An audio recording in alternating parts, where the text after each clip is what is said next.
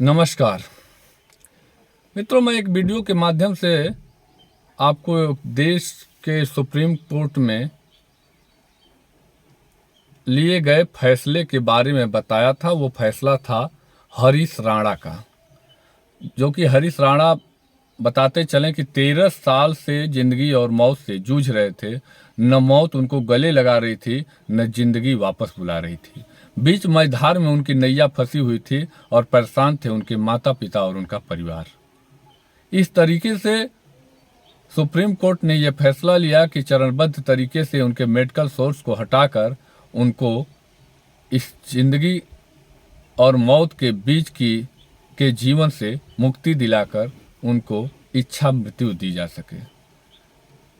उनके पिता भावुक होते हुए ये बताए कि ये मेरे बेटे का केवल सवाल नहीं है। इस तरीके से ना जाने देश में कितने लोग जिंदगी और मौत से लड़ रहे हैं और उनका परिवार बर्बाद हो रहा है और उनको असहनीय दर्द का सामना करना पड़ रहा है। उनके घर द्वार बिक जा रहे हैं, सोने गहने बिक जा रहे हैं और उनके पास दर की ठोकरें खाने के अलावा कोई चारा नहीं बचता है और उनका अच्छा सा जीवन भी नर्क बन जा रहा है। हालांकि सुख और दुख ये किसी के हिस्से में नहीं मिलते, बल्कि ये किसी को कभी भी मिल सकते हैं। तो बात हरीश राणा के बारे में इसलिए मैं फिर से करने जा रहा हूं कि मरते मरते वह व्यक्ति भी 5 लोगों को जीवन देकर जा सकते हैं।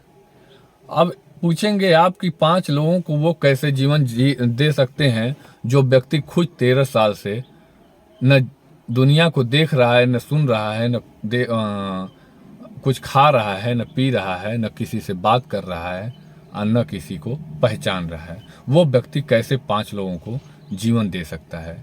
तो वो इसलिए कि उनके माता पिता ने अपने बेटे के जो सही अंग हैं उनको अंगदान में देने का फैसला किया है।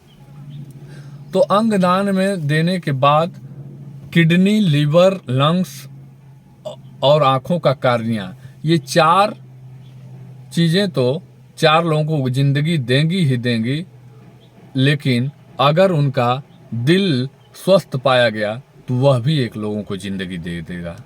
इस तरीके से निश्चित रूप से उनके माता पिता का विचार कैसा है ये आपको जानना जरूरी है।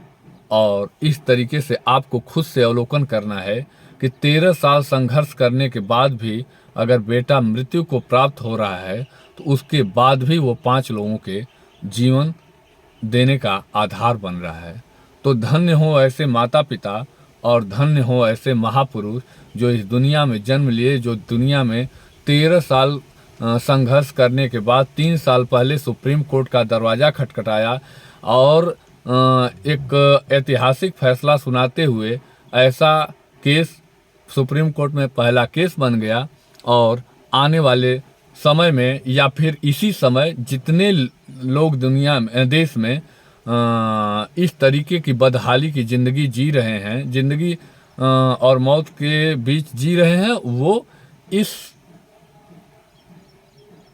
जीवन से छुटकारा पा सकेंगे और एक नई दुनिया को जा सकेंगे। और ऐसे माता पिता को मेरा बारंबार प्रणाम है और उनके बेटे के प्रति मैं गहरी संवेदना प्रकट करते हुए उनको नमन करता हूं। नमस्कार, धन्यवाद। तो हमारे विचार आज के ऐसे। आपका विचार क्या है आप भी कमेंट करके मुझे बता सकते हैं। और एक बार फिर से पुनः आपको नमस्कार, धन्यवाद।